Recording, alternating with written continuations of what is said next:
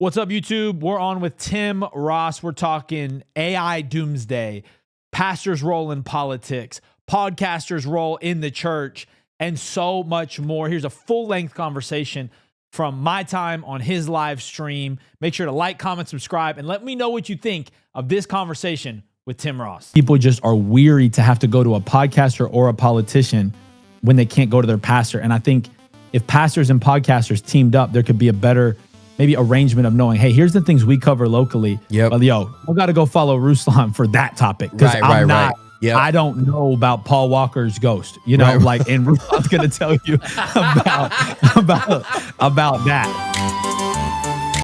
Okay, well, robots is at the top of my list, and I feel like I would love to. I think you and I could just pontificate and get weird and involve chat. So let's get it. I think the question is, so how close are we to a robotic doomsday? How much should pastors and Christians be thinking about it? What is the right balance between preparation in terms of any kind of living off the grid and all that versus how much we should just be preparing our souls? And yeah, I think that kind of sets it up. End of the world, robots. Yeah. So I think the end of the world has been coming since Jesus left. Right. And the way that I have philosophically thought about this so that I won't allow my OCD to take over and I completely wind up in a bunker for the rest of my life eating canned mushrooms, which sound horrible, by the way. But I feel like there's always an end to an age, right? And then there's going to be a new age that a new group of people have to deal with, okay? And we are in a unique space and time where we just happen to have been born in a dispensation of time where we are watching all of the technologies change right before our eyes. We have had hundreds of years of people living in a dispensation in time where there wasn't even incremental change in a century. And if we just take the last 125 years, what we're dealing with is unprecedented for human civilization. Facts. So, in my mind, based on that, I'm 50. If God gives me 30 more years, I'm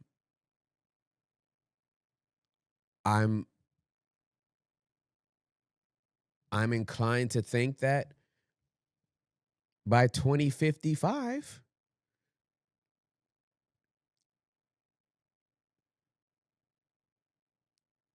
I'ma still be here. Yeah. And are you saying just like, hey, I'm going to be here, so I need to like know about this stuff? Or are you saying, hey, I'm going to be here, and because of technology, I'm going to be moving different than I would in a different time? Exactly. Or both? Yeah. I think it's both. Yeah. It's both, right? Yeah. Like everything that is coming now poses threats that we didn't have before. True. But when the internet cracked, it posed threats that we never had before. Like every incremental change brings about these threats that make us go, how far is this going to go? And are we going to wind up in a situation where an AI bot chooses not to do what we coded it to do, go rogue, and I don't know, turn my pacemaker off. Right. Right? Am I going to have so much nanobites on the inside of me that they can repair my liver and tie off my intestines? I don't know. Yeah. Right? Like there's so much that I could preoccupy my mind with. What I know is that we as human beings are so sophisticated at adjusting to anything that we will find that the majority of us, the vast majority of us, are going to find a way to live with what we got. So this makes me what you described makes me feel like we're going to be in some like Acts church vibes potentially, like minority, persecuted. You know, right now it feels like it's actually holistically, especially in America, easy to integrate with culture and technology. Absolutely. But it seems like there are going to be more offerings, even what you said about like integrating technology with our biology. I think there's going to be some real questions we're going to have to like answer about it. My tension is I 100%, I was raised, my mom, God bless her, love her. She's a prepper, right? Yep. So I was like raised too much by that. I had nightmares about heaven growing up because all the IHOP people told me we're just going to float in a glory cloud and just sing. And I hated songs. And I was like, this is I legitimately had nightmares. I'm like, if this is heaven, I hate it. And so, but now I have kids, I'm getting older. I have people under my care and supervision. I have influence. And I'm like, I also just think in the last 20 years of what we've seen the church go through, you know, from George Floyd to the pandemic to all of it, it feels like these are all things that we should have had answers for ahead of time. Easy for me, easy to say, but I just mean principally wise. You know what I'm saying? It's just like, even with Charlie Kirk's assassination, one of the biggest things that popped out to me and made me so sad was like, oh man, we still don't know how to talk to each other about race relations in the church or in America. Yeah. And I'm like, so in this topic of doomsday end times, I'm like, do you think it's wise to create filters where we don't get obsessed with it, but we also maybe are trying to have some predictive conversations so that when things come up, we maybe, or is that naive to think that we could be ready? No, I don't think it's naive at all. I feel like, to your point, we don't know how to talk to each other, period. Yeah. About anything. And it seems like nobody wants to have the conversation. Nobody wants to have a conversation about anything unless they're the one initiating it. So I'm heartbroken by the fact that we can't bring up something like this without somebody easily dismissing it and just saying, "Don't worry about tomorrow. Yeah. Tomorrow will take care of itself." Yeah. Well, I want to take care of myself tomorrow as well as today. We're not talking about being preoccupied with something to the point of neuroticism, right? Yeah. That's a good, I like preoccupied versus like predictive almost. I like that. Yeah. Like I'm not I'm not preoccupied with this. What I am saying is that you know, I changed the way that I eat because my body needed it. Right? Yeah. If we find out that we got robots doing stuff that goes against our conscience, may even go against our belief system, I'm gonna opt out on the robots. Yeah. Right? In the same way people did COVID vaccinations. Mm-hmm. Some people, for religious reasons, were like, "I'm not doing that. I'm not taking it." Other people took it. Okay, whatever. I just think if we can't broach these subjects with openness and curiosity, we don't learn anything. Right. And I have a whole thread on chat right now, because one of the things that I'm very concerned about, let me see where it is. Yeah, AI and adult content. I got a whole Oh thing, yeah. because OpenAI is about to put it out Mm-hmm. this month. That's right. Yeah, this month. And like th- th- there's going to be there's in the same way that in the mid-teens, by like 2015, half of the divorce proceedings had the word Facebook in them. Wow. Is that real? Yeah, Wow. right. Facebook comes out in '08, and by 2015, half the divorce proceedings had the word Facebook in the divorce proceedings. Wow. Okay, so I don't know if it's going to get to divorce level because of it being a chat bot or whatever. But I think by 2033, we could have a full-on epidemic of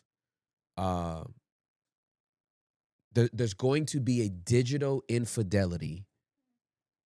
And I don't even, I'm just freestyling this because I'm still processing it and brooding it. But I believe there's going to be some type of digital infidelity where people's heart are really taken away by their programs that they It's interesting. It's even interesting to think about how like Elon Musk is so, and many like conservatives are like so anti-trans, but they don't mind if you have sex with a robot. correct. That's so weird. And I think that's even just a great example of how, and I'd love to hear your thoughts on this, is it feels like a lot of people are getting their information, let's say Christians are getting their worldview from church or like podcasts right now. And a lot of podcasts are hyper politicized, Correct. and are kind of just talking about things from a too narrow point of view, right? And I would even say at times definitely co-opting the message of Christ into narratives, etc., right? Or depending on the political content they're into. But then church, I feel like, and this is not, I love pastors. I love, that's what I've done the most of my life, and I love my local church. We were at our Christmas volunteer thing last night. We love our church. But I think a lot of churches are talking too broadly about stuff. And so there's like this weird middle ground where if you're really into podcasts, I think you're maybe preoccupied unhealthily, to use your language. I like that. Yep.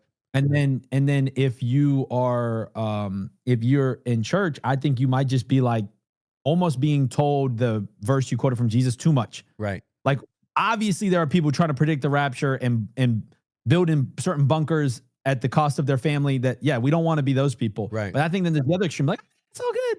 It's all good. Right. So where do people go? Where should people go? Is that something where like the pastors need to step up more, or is that never like the intended path for pastors? Is that more of like, we need prophets or podcasters like you, like more of that modern apostles and prophets to inform the body, or should pastors be doing it more? Or yeah, what do you think? Yeah, no, you bring up a great point. I think podcasting serves a purpose. Well, I'm specifically, I'll just specifically speak to what we do. I really feel, excuse me. Bless him, Lord. Thank you, bro.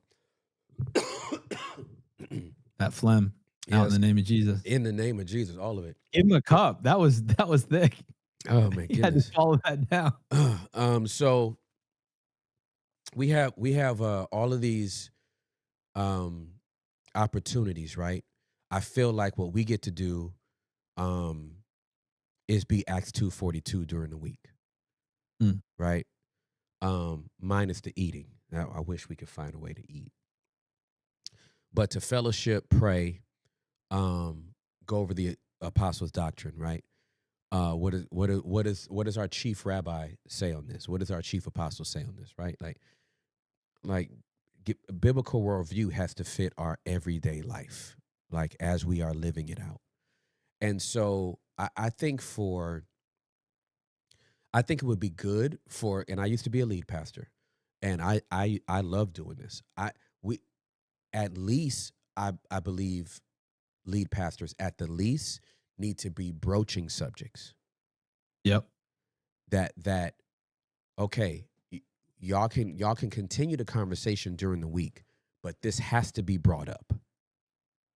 Yep. Right? Now, if you're going to do a sermon series on it, do a sermon series on it, and the whole church will grow. Like, the church grows if you walk them through a process, right?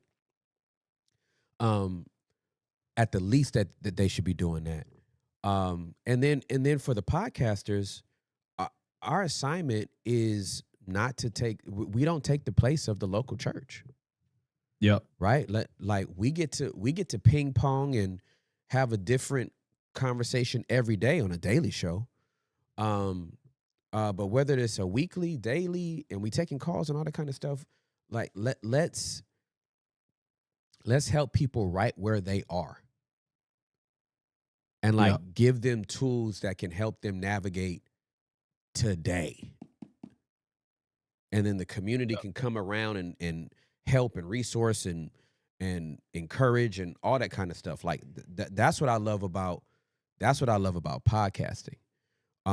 Is the bureaucracy doesn't exist. Yep.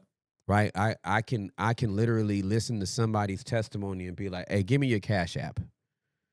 I ain't got to worry about my 501c3 and did we cut this check and how do we tell the IRS that I ain't got to worry about that. And then the community is going to take care of each other. It's like it's organic and it's beautiful. That presents some of the challenges though, right? Because you have, like, I know people that know you and I so I have no reason to not trust you. Yeah. Right. And I would say that, especially your time as a senior pastor adds a lot of just inherent credibility, in my opinion. Right. Yes, sir. But without some form of bureaucracy, like again, like someone in chat said, which I think is good, like Paul would have used Zoom, Yeah, for sure. And it's like, and I agree with you. And I actually really like the whole Acts 2:42 thing. But don't you think it also presents, the lack of bureaucracy presents some of the modern challenges we're facing in the church in general, which is in all these infighting or problems up and down, that we really don't have that many truly apostolic figures anymore to kind of bring people together and be like, hey, don't do that. You know, like, and maybe bureaucracy is not the right word because maybe that's an inherently bad word, but like structure, how to use the word structure. Structure, because I'm like, for me, I'm like, yeah, it's cool if like, like wide open, Tim Ross, he's good. He doesn't need that structure. But let's say there's 1,000 of y'all, and there really is a lot of content creators out there. Yeah. And I feel like the church, kind of similar to not having language for like the conversation with robots, AI, and times, doesn't also know how to think about content creators. And like pastors I found are either like they're almost like fanboys of content creators, or they're like staunch enemies. And there's no, like, literally, like right before this, a large church that you all would know where one of my friends memed them, and I'm in and they're like, why'd you meme us? And in my head, I'm like, guys, it's a meme. Like, but their church is their disposition towards content creators as a church, even though they are a large ministry, is pretty anti. Yep. And to me, I'm just like, if we just had language for this, if we just had some language for how a local church should see a podcast like this and how to filter it. But I don't know. And maybe there's conversations like that happening. Yep. So I guess synthesizing my question is like, do you feel like, kind of like you brought up Acts 2, do you feel like there needs to be almost this like refreshed sense of church governance in a digital world? Oh, absolutely. Absolutely. Because at my core, I'm an apostle, right? Yeah. In function, not in some deep, I have this title.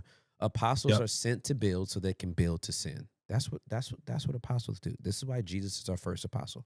He was the first one sent among many brethren. He was sent to build. He built the church, and then he builds us up so he can send us. And that's been the right. So we don't need like an apostolic succession order that goes through popes and Orthodox. And it's just a get on with it, right? Like that's it. It's been this way for over 2,000 years, and it ain't broke, so we're not gonna fix it. I think a structure is the kingdom operates. There's a structure to the kingdom, and but the structure's not complicated. And I think it is the complication, the overcomplication of what is by design supposed to be an overly simplistic structure, so that we could get on with literally the advancement of the kingdom, is the reason why we have all this infighting and stuff like that.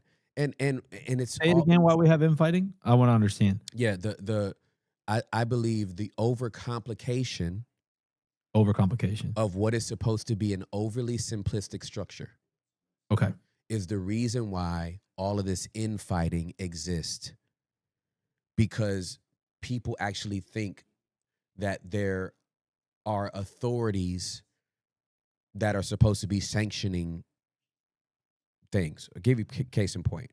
While my dad was dying in a hospital in January of 2024, a lead pastor at a local church here in the DFW Metroplex said that I was a deconstructionist and I have a father wound and I don't like the local church. Never mind the fact that I oversee probably 9 to 11 local churches in the United States of America. I'm one of the apostolic elders of one of these local churches, right? Yep. This person says that I'm not who I am, right? And so I said, hey, I sent him a DM. You called me out. Call me up. Yeah. Right? Like you live down the street, fam. Right? Like if let's have a conversation. It wasn't on no gangsta-ish. It wasn't on no threat. Yeah. It's just like, bro, we're both leaders. We both have influence. I somehow got on your radar and you've somehow misdiagnosed who I am. I'd love to have a conversation with you. He didn't want to have a conversation. And how old is this person? I don't want you to name. I'm just trying to get a sense. Yeah, this person's in their 60s. And that's where it gets really depressing for me. It's like, just to be, again, I'm 33 and I'm in that middle ground where I'm like, okay, I realize I was probably a disrespectful cuss in my 20s, right? Yeah. And I know I'm not unk yet, but I'm like, I feel in one sense this renewed responsibility to like get people to respect and honor those who have gone before them. For sure. Well, at the same time, looking at be like, bro, you're 60. Like, go golf. Like, go. Can you not be cool about? It's almost like I feel like sometimes the older generation behaves more poorly on social media than Gen Z does. They do, and I don't know why that is.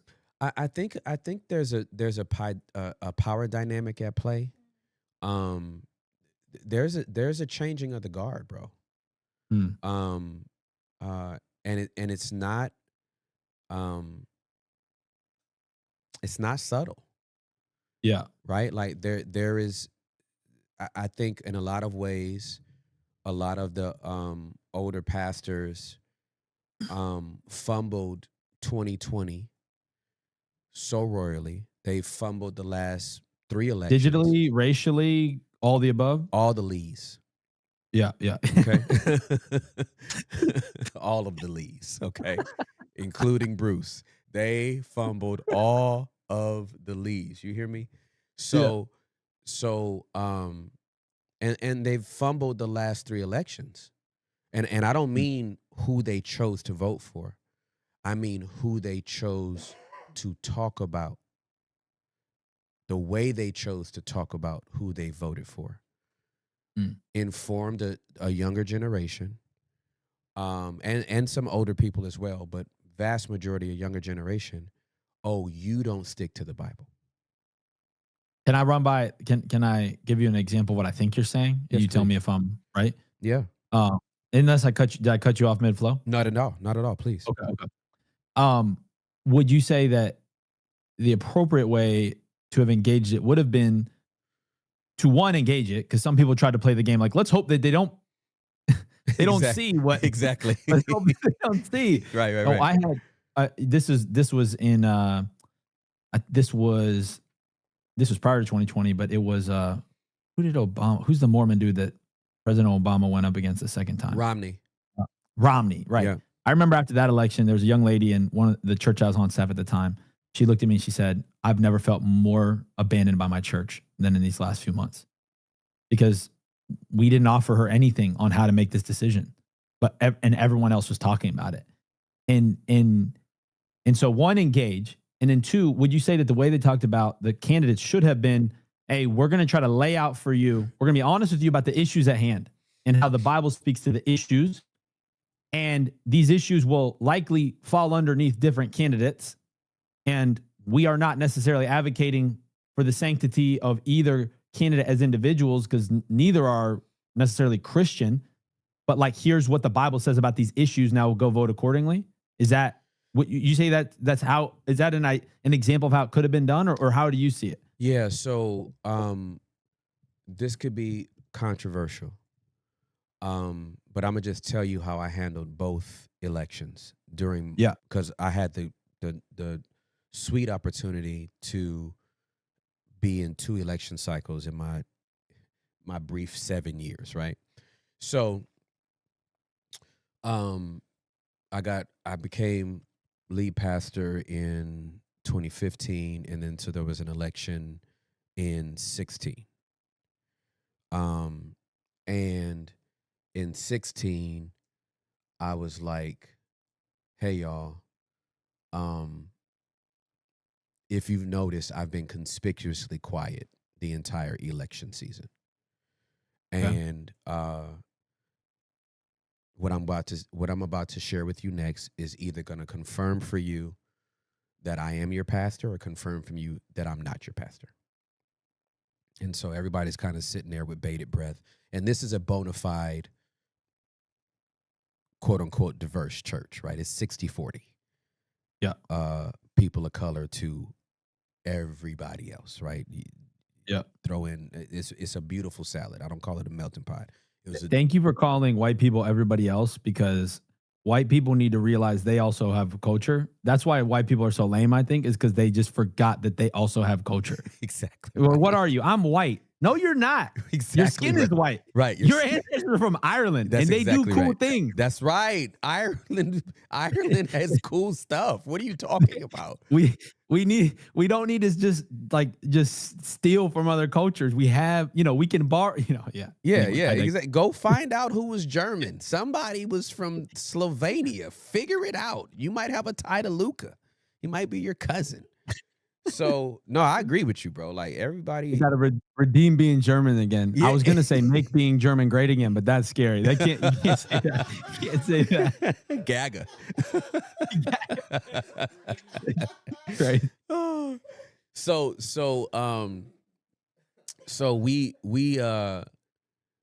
I said,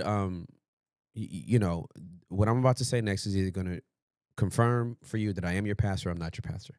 I said, I don't actually care who you vote for. And I just let it linger. I just wanted it to linger. I let it linger. And I said, I believe that if you have the right to vote in this country, you should vote. I said, I'm going to vote. And I'm never going to tell you who I voted for. I'm going to pick the person that I think can lead this country the best for the next 4 years at minimum. I said, there's a little there's usually a little partition or there's a little curtain that I could draw. It's meant to give me some privacy. I don't know why they would be giving me privacy if this is supposed to be such a public event, right? Yeah. But I'm going to go in there and I'm going to vote for who I want to vote for. When I come out, I will be satisfied with whoever wins. Even if the person I vote for doesn't win, I'll be satisfied. It went through the right process, the right way. I'll take whoever is going to be the president of this country for the next 4 years.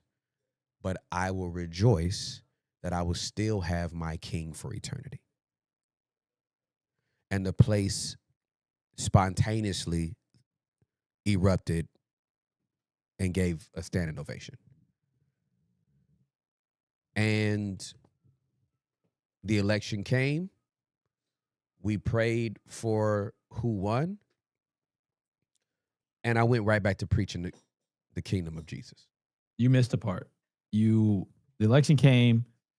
Dave Chappelle saved the country, and then he went back to... Yes. I don't know if it was that election, but yeah. He saved the country in at least one of them. Yes, exactly right. So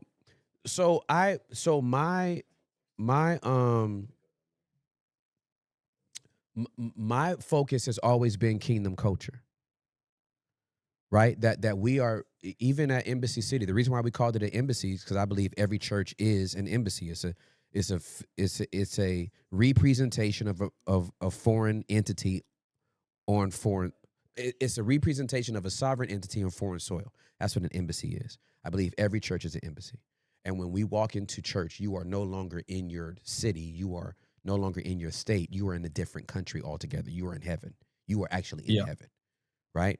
This is how seriously I take the collection of the assembly of the saints.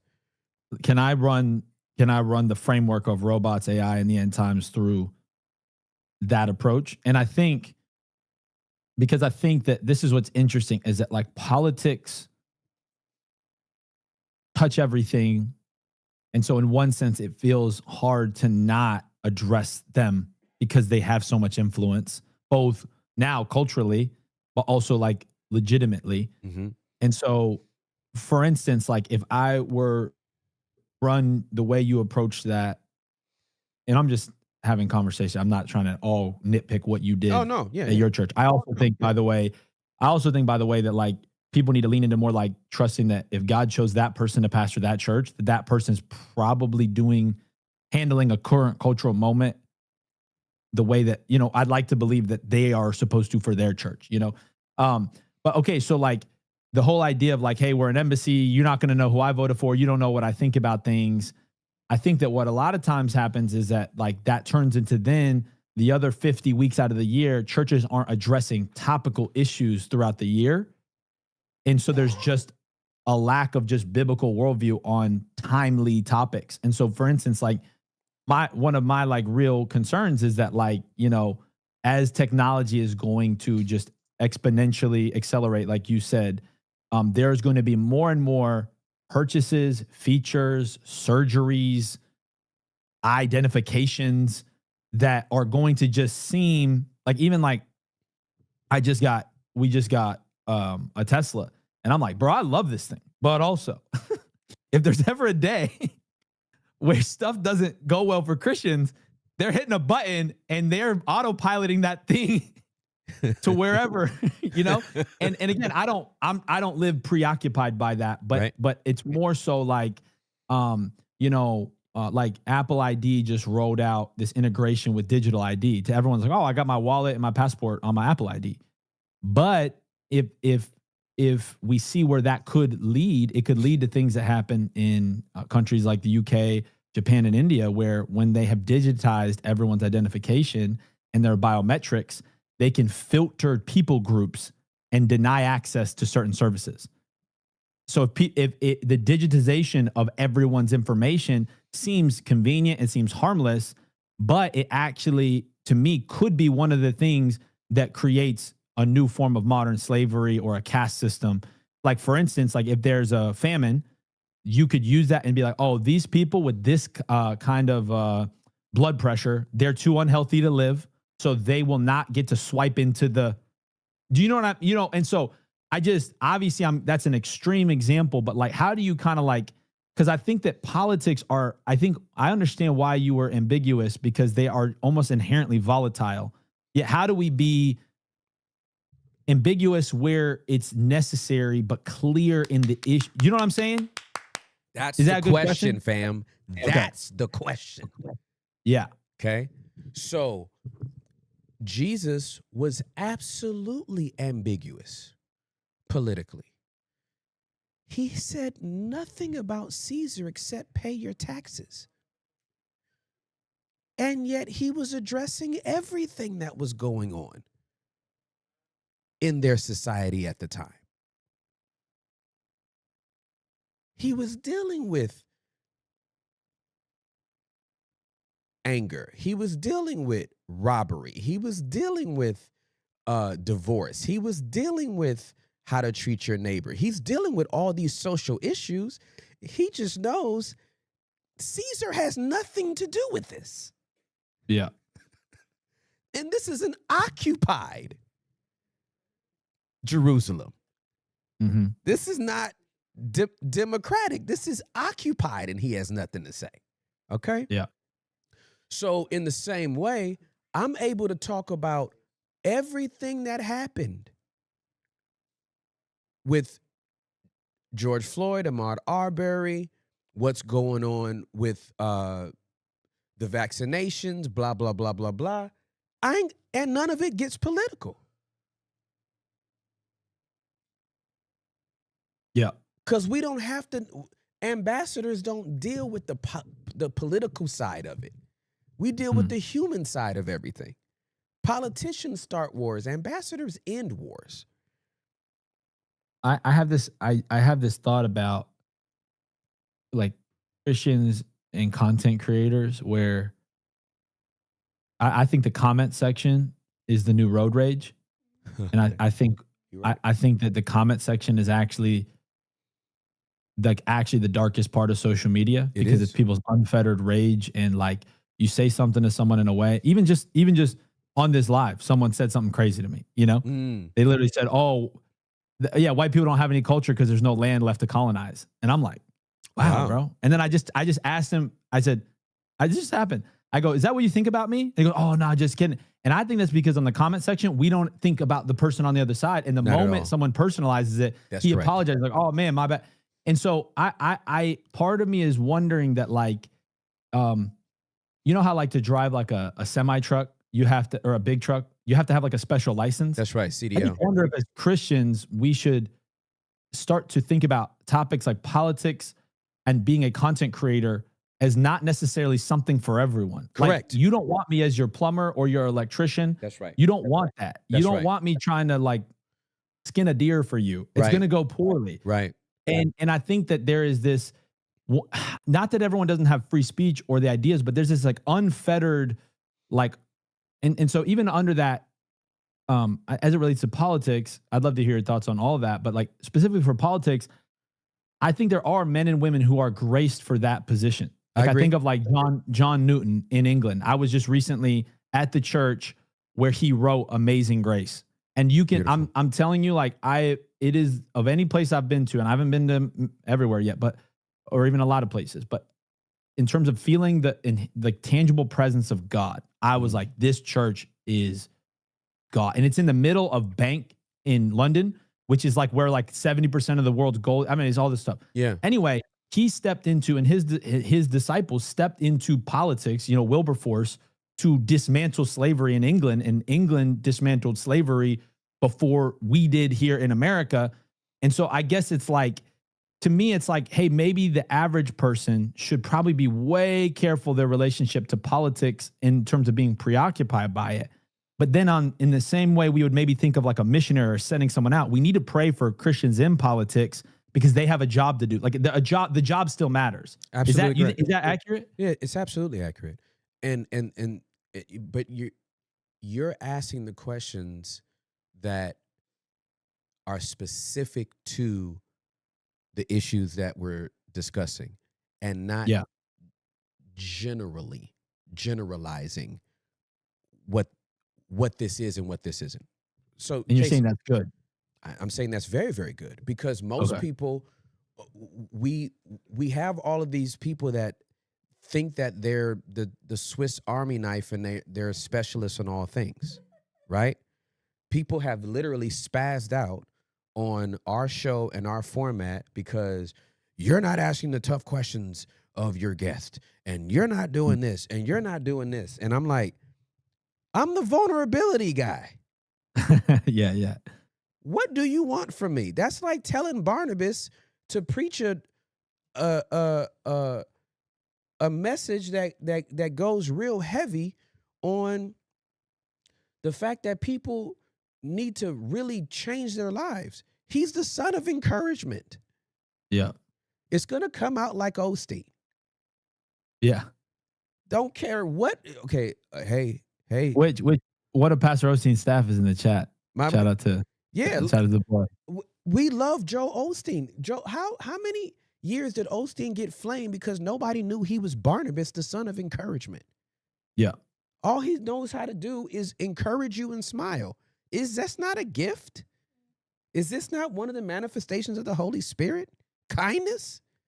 Yeah. You want everybody to tell you you're going to hell? Everybody got to say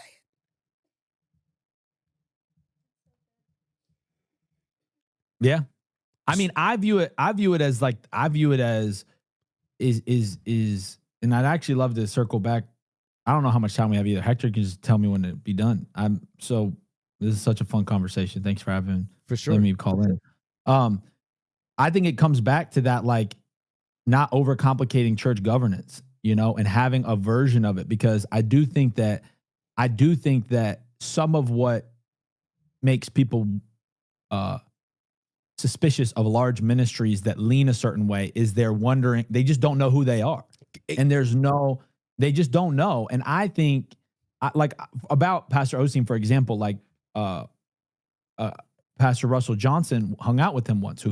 Russell is like setting things on fire politically in Seattle. And I remember being a little bit like, I've never said this publicly, Russell, so I love you. But I just remember there was one time I'm like, bro, you're so extra, Russell, stop. And I felt the Holy Spirit convict me, say, hey, you live in Nashville, Tennessee. Maybe if you lived in Seattle, you'd feel a different type of way. And I was like, okay, let me just shut up. Let me stop judging someone, on an operation, Yeah.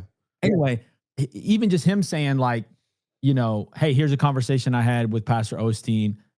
It made me think so differently of him. My request as a 33-year-old would be to pastors that have a specific lean to just, if you're on the internet, just do something to just let people know your point of view.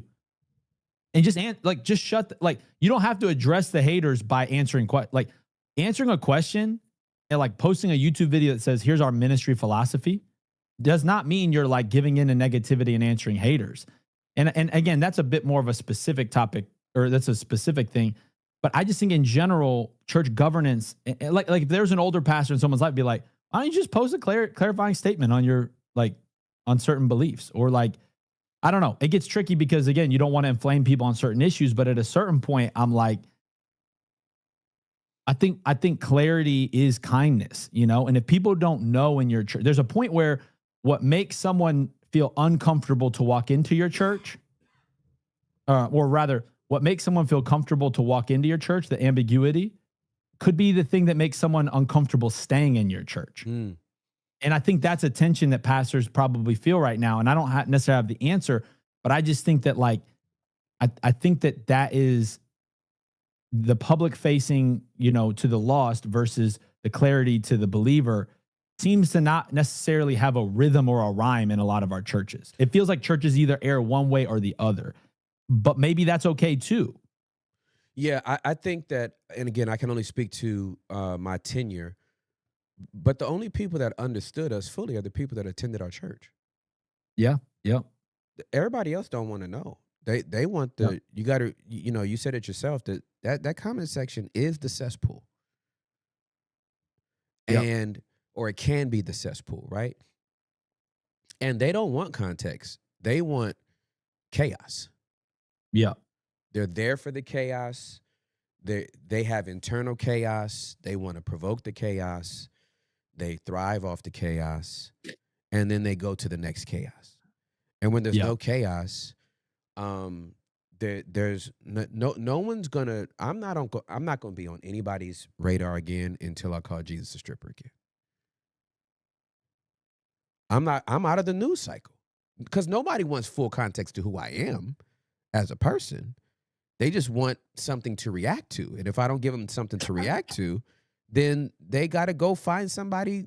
Who's the next person that's saying something I don't like? And that's a good point. I think even church being anchored in church structure and governance, clarify. And I hear that that's what you're doing, which would make sense because you've actually seen your pastor for a long time. It's just going like, hey, the comment section are 1, not my elders, and the comment section are 2, not even my members. Right. But I think that like just churches just anchoring themselves in that, having more clear sense. Like our church, I'm a part of a new church. It's not barely 2 years old, and like we're rolling out formal membership, not with governance structure in the sense of, not voting, but like trying to formalize people's like, you know. And so one of the things that we're going to do is we're going to, when you're a member, we will have a Slack thread. It might be a different app eventually, but just like where our pastor will, when a topical issue happens, he will just deliver his thoughts and some biblical clarity to our church there. And I've even told a lot of senior pastors, bro, y'all need to get off of Instagram. Most of your church isn't even seeing what you're posting about Charlie Kirk. Right. And you're just like, that's not the best way. That's right. To communicate to your church about your issues. That's right. That's right, bro. I also, before I forget, the stripper thing I need to ask you, this is not, I'm not putting you on the spot. It's just something for you to think about is, I'm going to launch a church in the new Grand Theft Auto. It's going to be called Vice City Church. Nice. And I would love to have you come preach at our Grand Theft Auto church next year whenever it's out. So just think about that. Okay. We don't even fully know what it would look like or mean, but it's we're going to launch it. That's awesome, dude. It's going to be the most nuclear game that's hit planet Earth in probably 30 years. Yeah, so we'll have applications for the launch team. You should probably make it a 501c3. We'll see if I can get more. I see if I can get more Sunday sponsored than Manny Arango. See if I can beat him at Vice City Church. That's hilarious, dude. Hey, I love you. Thank you so much for calling, bro. Yeah. Like I have. Thanks so much for having me on. This has been so refreshing for me. I appreciate your questions, and I love the way your mind thinks, man. Thank you so much, bro. Well, thanks for being out here for real, and just I think you're modeling that we can have discourse. And I think that's what a lot of people in their churches, if they're frustrated with their pastor, I don't think they're looking for answers as much as they're at least looking for the conversation. Correct. I think actually people would just be shocked at how much people just are weary to have to go to a podcaster or a politician when they can't go to their pastor. And I think if pastors and podcasters teamed up, there could be a better maybe arrangement of knowing, hey, here's the things we cover locally. Yep. But I got to go follow Ruslan for that topic. Because Right. Yep. I don't know about Paul Walker's ghost, and Ruslan's going to tell you about that. So that's hilarious. All right. Much love, everyone. Thanks, Chad, for having me. Love you, bro. Have a great day. Peace. Paul Walker, Fast and the Curious.